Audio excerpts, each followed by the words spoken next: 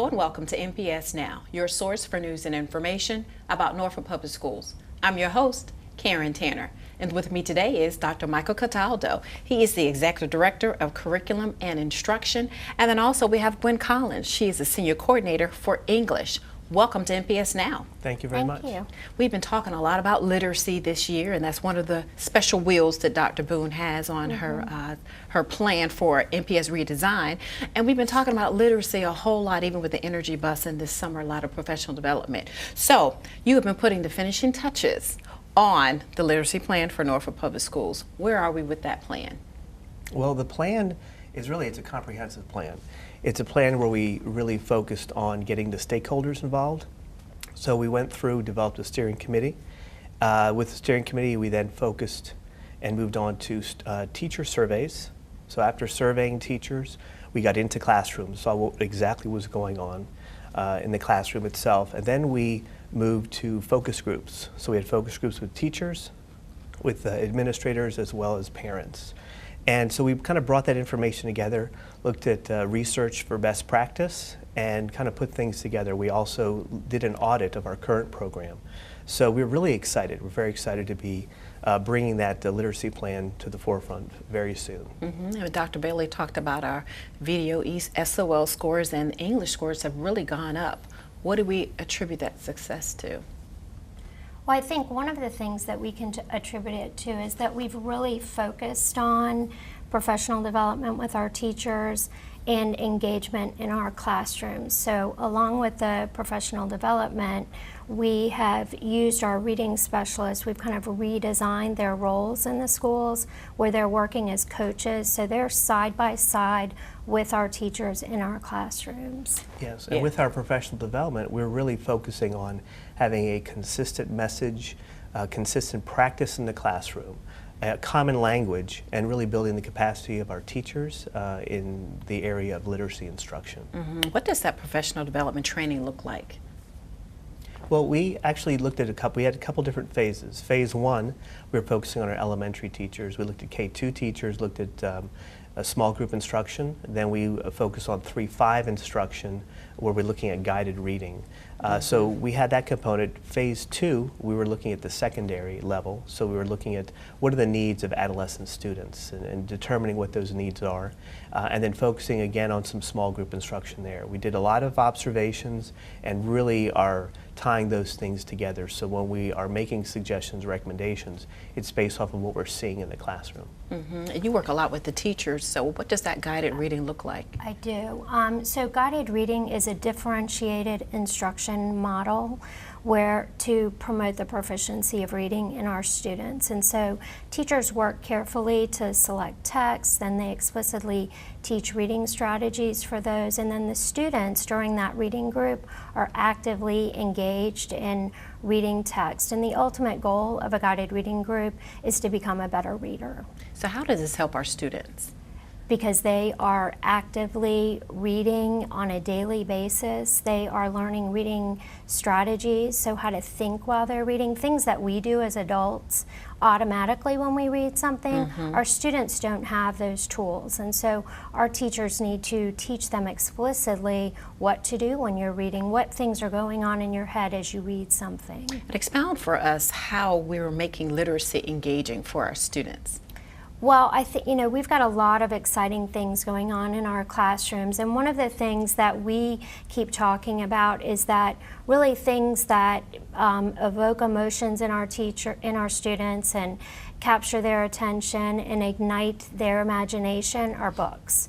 Great literature can do that, and so making sure that our students have access to good books and to good literature is one way that we can work to engage our students. Right, and Dr. Cataldo, with our students focusing on reading and writing, how does that help them with their other subject areas? Well, we know that the skills that they're learning in the reading and writing block and they're working with engagement, those skills transfer to other subjects. So we know that good readers and good writers are successful students. So we're really looking at that part and looking at cross-curricularly So incorporating many of the same things in our science and social studies and even some of our resource classes too as well in math. So like vice versa, how do our other subject areas reinforce literacy?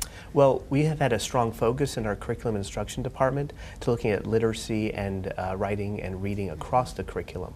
And so much of what we're doing individually in our core units is focusing on that part. And again, those skills will transfer to all subjects, and it's really that common language, that common theme, and getting everyone kind of on the same page.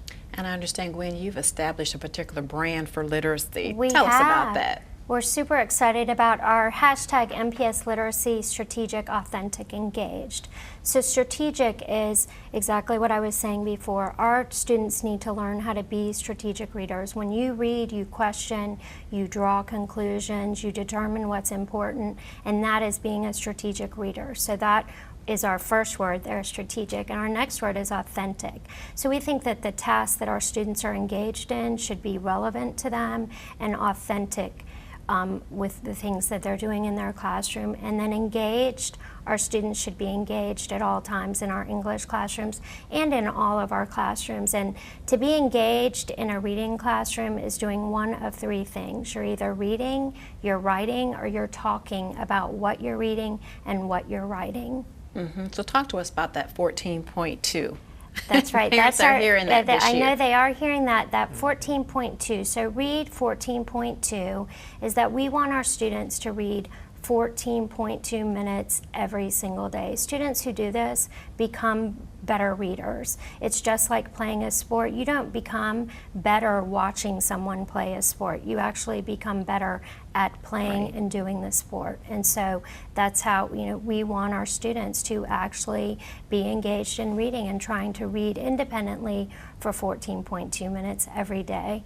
It's an easy number to remember and kind of an achievable goal for us. And that's daily. good that we're letting parents know that. So Right. speaking of parents, they're watching this show, how can they make, or you all help us, because I'm a parent too, so I got Right. a fourth grader, how can we make reading more engaging for our students on every grade level? I think one of the biggest things parents can do for their students is offer them choice of what they want to read. I think as parents, sometimes I'm a parent too of two teenage girls, and we kind of lay out, this is what we say, you have to read this. But I think if we open doors to, there's a lot of different things that actually can be considered reading, from the newspaper, web pages, magazines, comic books, Grocery stores. That great, yep, at the grocery store, driving down the street, reading signs, street signs, restaurant signs, whatever's on the road that you see, reading the map to you when you're driving somewhere instead of maybe letting Google Maps tell you what it says on there. So offering those kinds of things to your students and not limiting what they're reading. The other thing that you can do is just talk to your kids about what they're reading. Two questions that are great questions to ask your child would be, what surprised you today when you read? Because that's really going to make them think about, oh, what did surprise me as I was reading today? Or what was the most important thing in what you read? Great. Well, it sounds like we have some great literacy plans going on in our schools, and congratulations to you all on your recent award. Oh, thank you. Thank you. Yeah, congratulations. And thank you for coming on the show today. Yes. Thank you. And we want you to stay tuned for more NPS Now.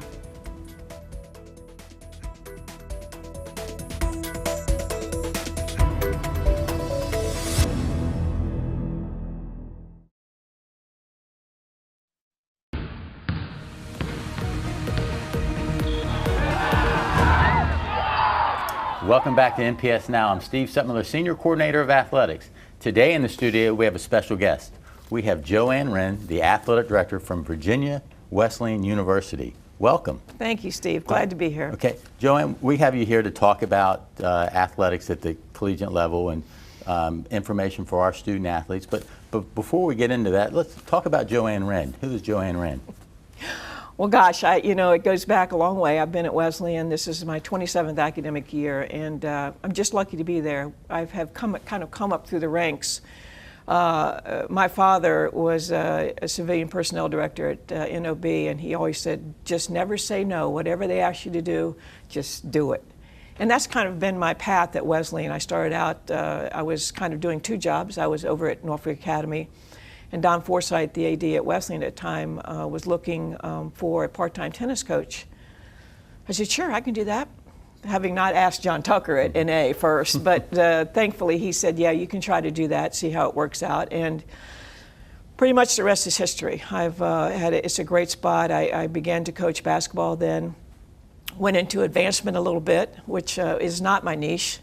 That's a special person, believe me. And ended up in administration and athletics. And when Sonny Travis left to go to Emory University to be the soccer coach, I was appointed the next athletic director. And I just has been an amazing journey for me. It's a wonderful place to work. Okay. Yeah. Well, we have you down here to talk, and we've been fortunate to have folks from Norfolk State University, Old Dominion University, to talk about recruiting. And we want to talk about the Division III level. And so the first question is, why should student athletes at the high school level look at the Division III level? Well, I think that's an easy answer. I think we fit the needs of a lot of student athletes. Although we do not package them related to finances based on their athletic or skill level, we package them based on need and merit. So, and again, that's going to fit a lot of young student athletes. We are as serious about athletics as our friends at Norfolk State and Old Dominion, the D1s and D2s.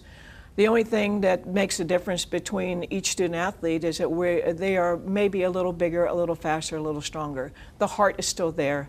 The mental approach to athletics is still there with our student athletes, and we have some great kids on campus. So just to kind of go back to this Division I and II, what are some of the differences between the three levels that make it different? Well, I think accessibility is number one. We have a broad-based program. We offer 22 intercollegiate sports. About one in four total student body is an athlete. And Division III uses a term that I think just is a great explanation of Division III athletics. And the term is representativeness, which means that if you see a student on campus at Wesleyan, you can't tell if they're a student athlete, if they are majoring in drama, if they're the president of the student government, because frankly, they could be all three. So I think those opportunities to do a lot of things at the college level makes it a great choice for most student athletes. Okay, so you know, high school athletes, obviously Division I is the top dog, but what are some of the perceptions of Division III then? Well, I think some of the misperceptions of Division III athletics is that they will not get a good student athlete experience, which is not true. We travel to exciting places. The softball team, which won the national championship. Congratulations. Thank you, at Oklahoma City. That was a crazy week out there. We'll travel to Arizona this spring break and play in what they call the Lead-Off Classic, which features some of the top teams in the nation and really exposes our women to teams like Texas Tyler, who has been a perennial favorite in softball. So it allows them to have that opportunity. Women's basketball has traveled to the Virgin Islands and Las Vegas. So it's not a perception that they don't get that great student athlete experience, because they do. All right, so let's talk about some requirements that parents need to know and student athletes need to know to get into Wesleyan and then overall the Division III level. Well, again, because our packages are based on merit, a lot of them based on merit, we look for the exceptionally bright student coming out of high school. Academics is our main focus. We have an academic requirement to be able to play intercollegiate athletics. And so as we look at our recruitable student athletes, which is anyone past the 9th grade going into the 9th grade, we first start looking at their academic performances. Do they do well on standardized tests? Are they taking college level courses coming into their junior and senior year? So we look at that. The second thing we look at is the need, because we like to package them based on their family contribution, obviously, and we like to give them full packages based on that. So again, those are the two things. The third thing, obviously, is their skill level athletically. We look for captains coming out of high school. We look for conference first teamers. So the point guard for Old Dominion might look the same way, except the point guard for Old Dominion might be 6'2". Our point guard might be 5'7", 5'8". Okay. So just to kind of clarify, can Division III give athletic scholarships? Zero. Zero. Zero Okay. amount of money is That's good going to information. athlete. Yes. So again, those first two criteria are the most important for us. Okay, so talk a little bit more about some of the benefits of playing at this Division III level. Well, and again, the full college experience is possible. We don't own the kid like the Division I and Division IIs. I played at Old Dominion. I know the sacrifices one might make to be a great Division I player. I didn't make those sacrifices, unfortunately. I was fortunate enough to play for 4 years, but I also was a music minor. So once I came off the basketball court, I just went to the stands and played in a pep band. That was a long time ago. I don't think that would happen now. But that's the kind of experience that we can offer students. Like I said, I mentioned that a lot of our student athletes are in student government. A lot of them are in fraternities and sororities. A lot of them participate in the theater. So I think that overarching student experience, not student athlete experience, is more possible at the Division III level than the other two. Okay, so let's talk about the recruiting process itself. Can student athletes come on campus? I know you said they can start to be recruited after 9th grade. Can coaches make contact? How does it work at the Division III level? Well, we start early. All our coaches try to generate a fairly large, what we would call a base or a group of student athletes that they're interested in any given year. And let's just take women's soccer, for example. Jeff Bowers would start identifying young women in the 9th or 10th grade through showcases, through summer programs, through summer camps. And as he generates that database of students entering their senior year, he could have up to 300, maybe 400 women that he's identified as those that he would like to have look at Virginia Wesleyan. Some of that's done through email. Some of that's done through mass mailing early on. And as he pares down that group, he would probably go into in his senior group to about 100 women. He might invite 30 to campus over the course of the year in order to generate 10 to 12 student athletes per recruiting cycle. And of the 10 or 12, those are recruited athletes. Then as the year starts, he might have 3 or 4 come to him and say, "May I walk on?" And we never turn down walk-ons. We have great success stories of walk-ons being all conference and all American. So rarely do we have that, but every now and then we do. And those tryouts last a couple days once they get to campus, and then he'll establish his team. But the 10 or 12 are recruited athletes. Okay. Yeah. All right. So if for a parent, for a student athlete out there, where could they get information for the Division III level, and then obviously just to promote Virginia Wesleyan? Sure. How can they get some information? Well, on it's unlimited. Wesleyan? They obviously can call us. I give my cell phone out to tons of parents, just folks I meet on the street, or anybody who would like to call me and talk about, come over for a visit. I'd love to get them on campus. I'm so proud of what we're doing at Wesleyan.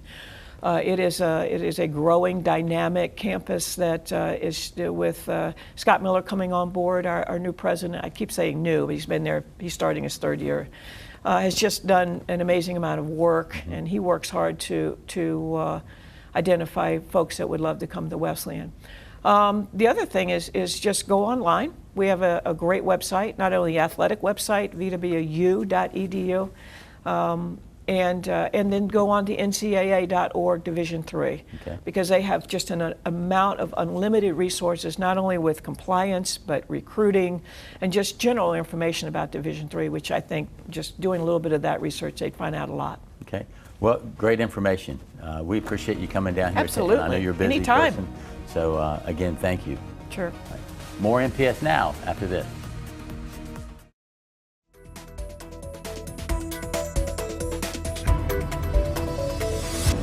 We want to thank you for watching NPS Now. It airs weekly on WNPS Channel 47, or you can view us online at www.npsk12.com. If you have any great story ideas or information you'd like to share, email us at nps_news@npsk12.com. Again, we want to thank you for watching NPS Now.